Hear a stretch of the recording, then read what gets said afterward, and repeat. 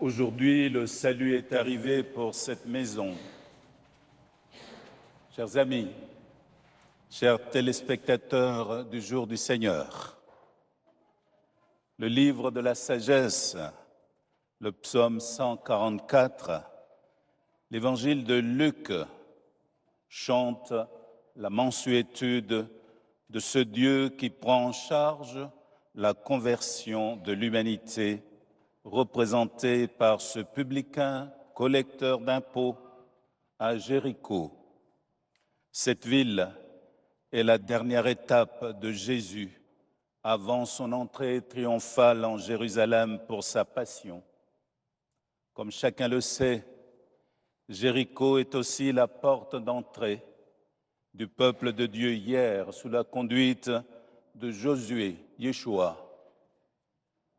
Aujourd'hui, Jéricho est ce carrefour où Dieu lui-même vient à la rencontre du pécheur, des hommes et des femmes que nous sommes. Nous sommes dans ce temps liturgique qui va vers sa fin, le temps ordinaire, et la parole de Dieu se fait insistante. Elle nous dit l'attitude de ce Dieu de tendresse, de ce Dieu de pitié, qui soutient celles et ceux qui tombent et redresse les accablés, comme le chante le psalmiste.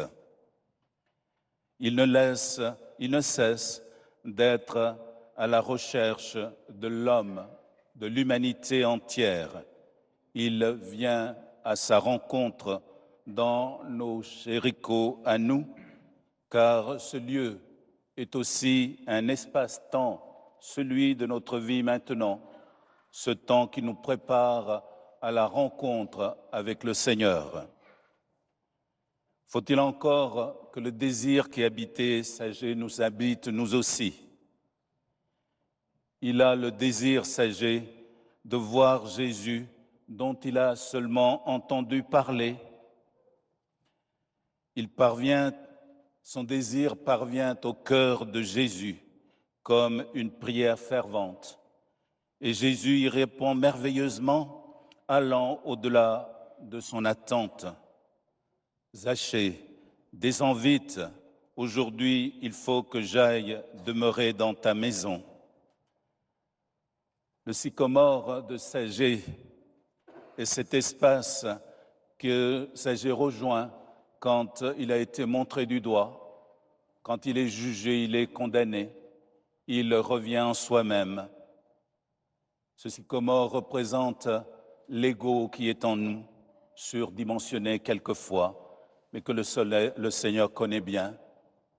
Il s'arrête là et invite Sagé à descendre de ce qu'il croit pour qu'il vienne le rencontrer, lui, le Seigneur.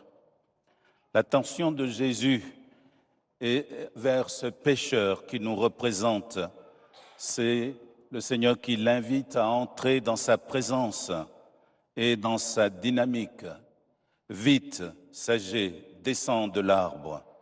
Non seulement il accueille Jésus, mais il partage grand, au quadruple même, comme le fils d'Abraham qu'il est.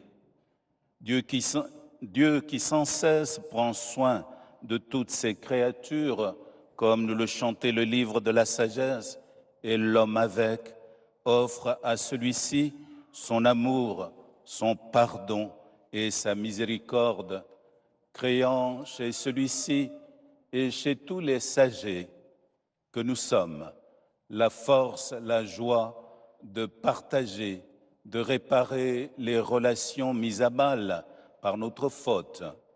Je fais don de la moitié de mes biens aux pauvres, je réparerai 4 fois plus à autrui le tort commis.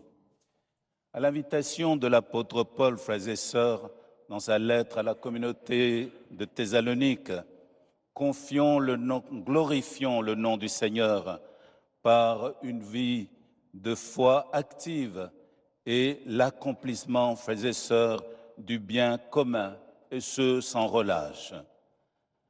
Car c'est ainsi que s'exerce la puissance de tendresse de Dieu pour chacun de nous, hommes et femmes de bonne volonté.